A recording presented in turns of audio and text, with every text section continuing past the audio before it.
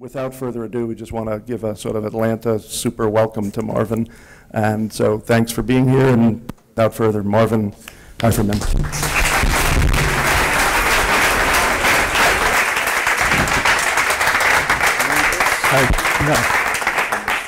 Is this working? Yes, this is working. I can hear it.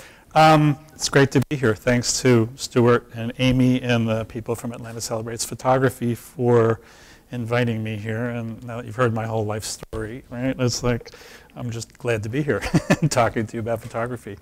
Tonight, what I wanted to do was talk about the book that that just came out, which we can, Photography Changes Everything. It was published in late June. You guys can hear me? Good, okay.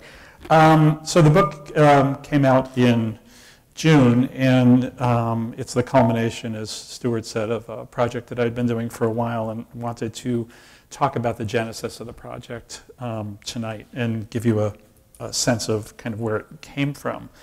The project really is about the idea that there is no single or simple story that you can tell about photography. That so many photographs have been made by so many people for so many different reasons that it's impossible to make up or support tidy narratives about photography. Those kind of histories are difficult to write, they're difficult to conceptualize, and they're almost impossible at this point to defend. This is a photograph of a 1913 exhibition at the Smithsonian that was curated by Thomas Smiley, who was the first photographer at the Smithsonian as well. This unruliness around photography and about photography is what makes it fascinating. So if you ask an artist how photography works, or if you ask a politician how photography works, or if you ask a food stylist what a good photograph is and how it changes our perceptions of living and being in the world, you'll get three very, very different answers. And if you ask even more people about how they use and respond to photography in the many, many forms that they take and how they get used, you'll get a sense of what triggered this project. At this point, photography helps us and excites us to the point where we're always kind of greedy to see more pictures. I don't know about you, but I look at pictures all the time. The more there are, the happier I am. But aside from people like me looking at pictures, there's people taking pictures, and giving the ease and the spread of digital images, that's happening more every day. An estimated 1.3 billion new photographs are made every day, and any one of them can span the world in seconds. This is an installation by Eric Kessels, who's a publisher and artist in Holland, who did this installation in 2001 for a project that Foam magazine organized, and these are the printouts of the 1 million pictures that were posted to Flickr in a single day. So this is just a great way to kind of quantify the scale of photographic activity that's going on. So our need for photographs and the breadth of photography's reach and authority are, without any exaggeration, awesome, which is an overused word, but I think it's true in this case. The more I thought about what photographs are, Susan Sontag wrote in On Photography, the more complex and suggested they became.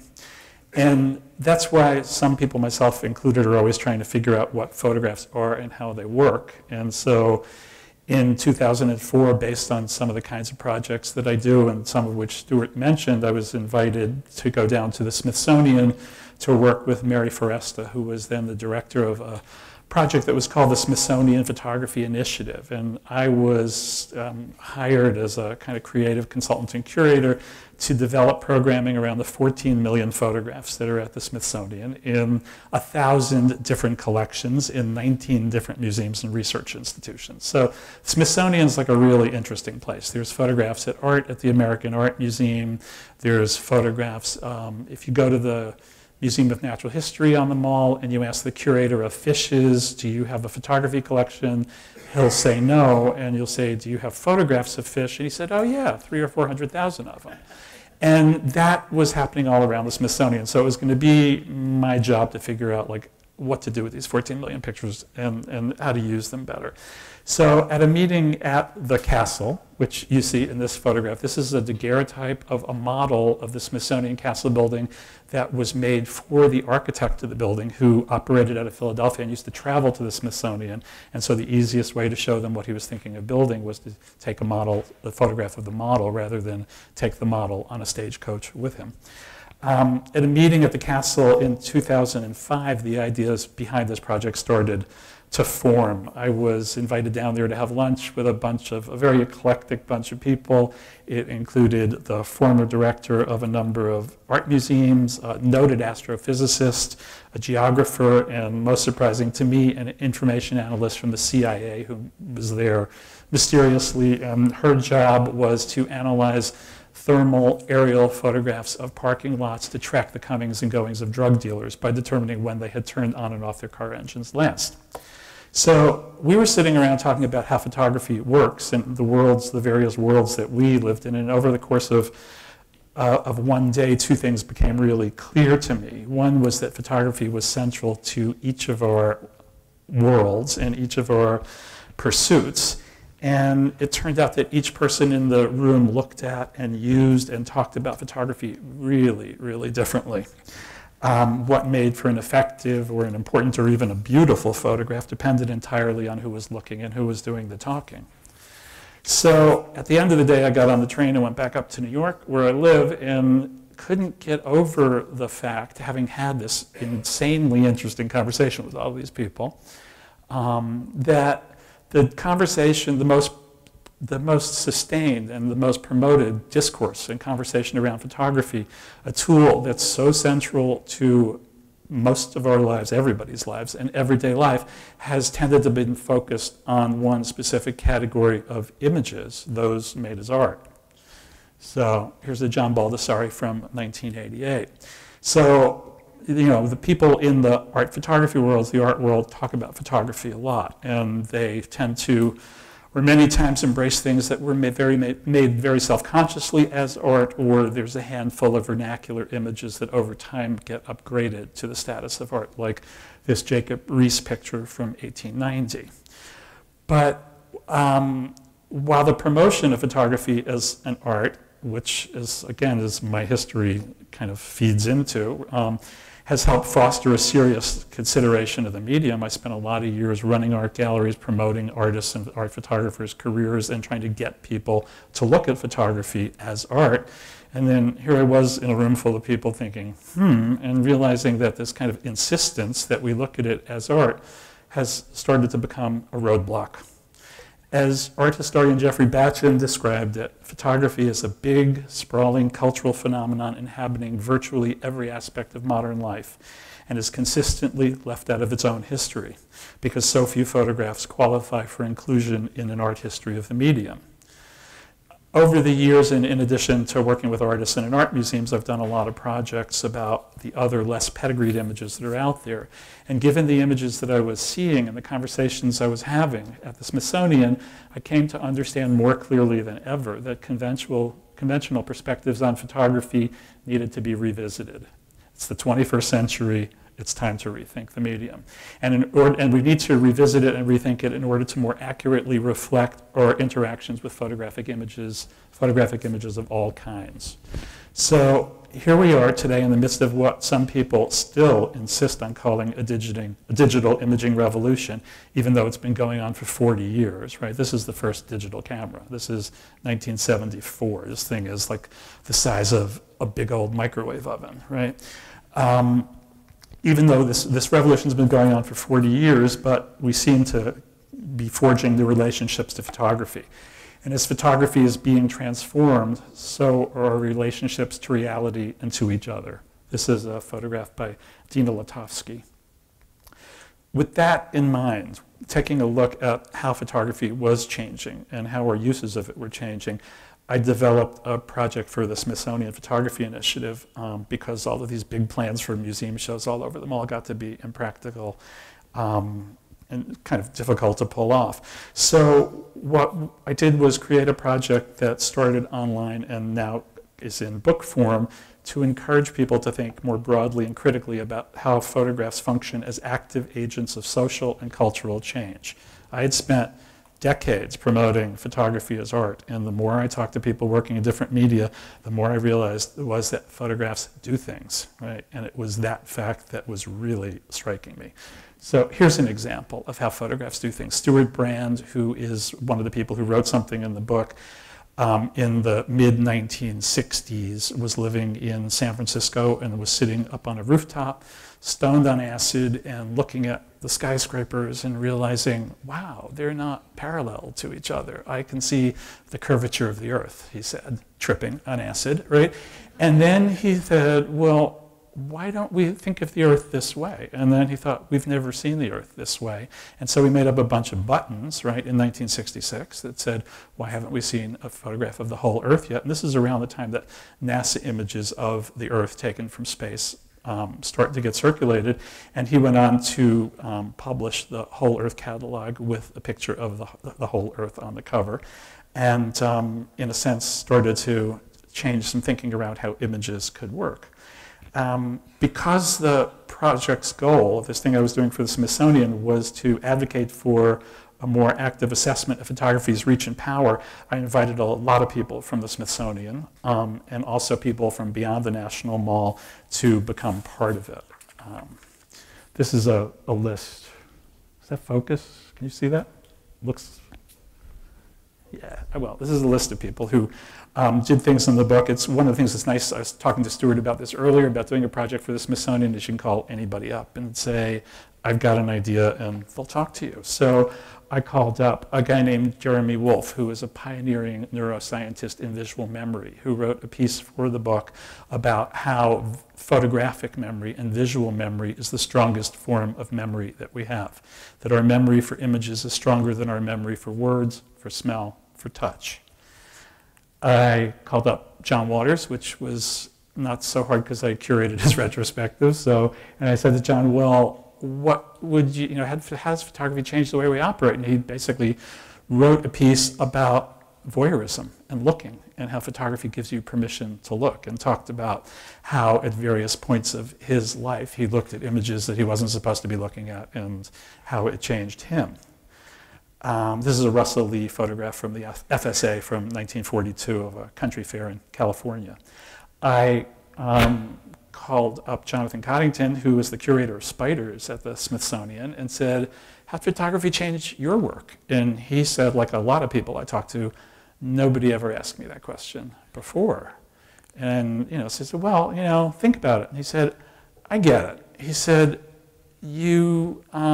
our work is all about learning about the behavior of spiders. Spiders, we make their webs at night. It's very hard to photograph a spider web. It's dark, right? If you take it and try to bring it into a studio, you distort the architecture of it. If you spritz spider webs with water, right, to make those very pretty kind of pictures with them, you distort the spider web. So you're not able to really study what spiders do. So one of the researchers at the Smithsonian's grandmother, right, said to this guy, Bill, it's like, hey, Bill, take cornstarch and sprinkle it on a spider web. Here's a stocking. Here's one of my stockings. Fill it up with cornstarch, sprinkle it on a spider web. And he did, and it changed the study of spiders. Right? This is a photograph made by Philippe Kahn, who invented the cell phone camera. We'll talk about photography changing our lives.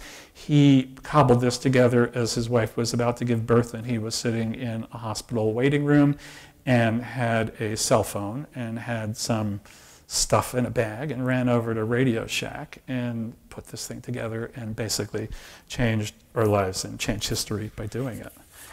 I mentioned that I'd spoken to anthropologists. The person who kind of got me really interested in this notion of photographs as active objects, as material objects in the world, as things in the world, was Haiti Smart, and she wrote about how in her anthropological research in the South Pacific and in Australia, she had been working with Aboriginal groups who had been routinely photographed in the 19th century by explorers and people who were like coming around on big ships, taking pictures of them and bringing these photographs back to London, where they sit around in museums.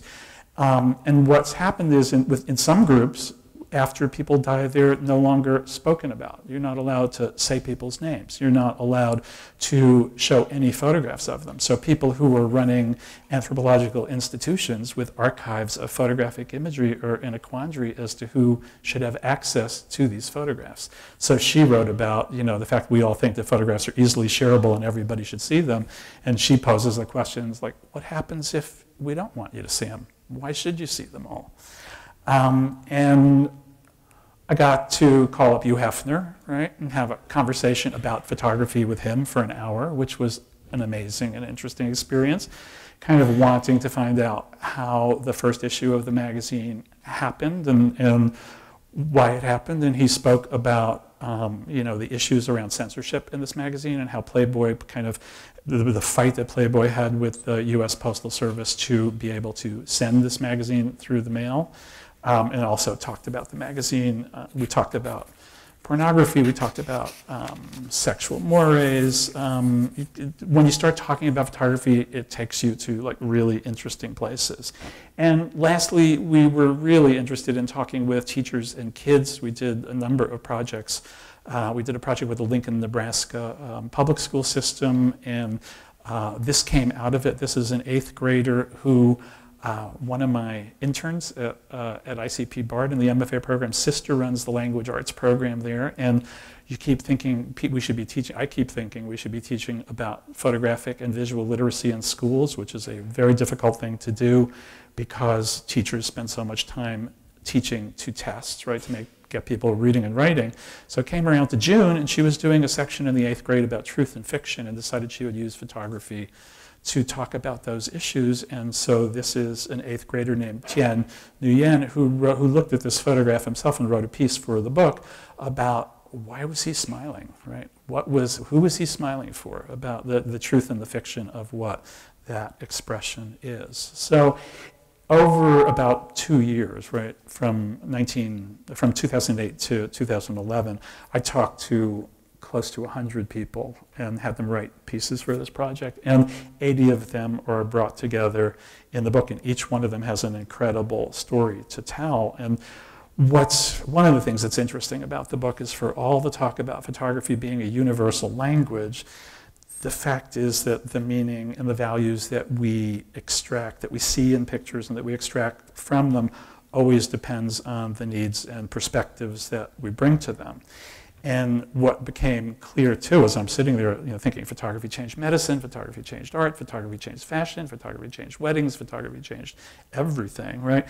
What became clear was like, how do you deal with this concept of everything? So what we did in the book and online too is divided up into these 6 categories. It's, photography changes what we want. It's all about photography and desire. Photography changes what we see. I'm fascinated by how everybody talks about the power of photography, but not many people are talking to neurologists about what happens when you see that picture. I mean, you can see a picture that may arrest your attention because, of its composition or its color or whatever, but we're neurologically wired to see things in a certain kind of way. And the power of imaging plays into that. And I'm curious, and I never got really to figure it out in this project, to start talking to people about what's the difference between how we respond to images when we see them on paper, in a magazine, on a wall, on your phone. People aren't talking about yet, and what I'm hoping is that the book will really, try to trigger this. And so that's pretty much the backstory on this project. The goal was and is, in going around and talking in places about this, to get people to understand that the ways that photography demands and holds our attention, and the way that it raises and dashes our hopes, and the ways that it transforms us in the world that we live in, is awesome, right? And kind of amazing. And I just want to be out there talking about it and to try to start these discussions in various places, which is why I'm here. And we'll sit with Stuart and talk about some of this, and then open it up to questions or comments from anybody in the audience. And see what you think. Thanks.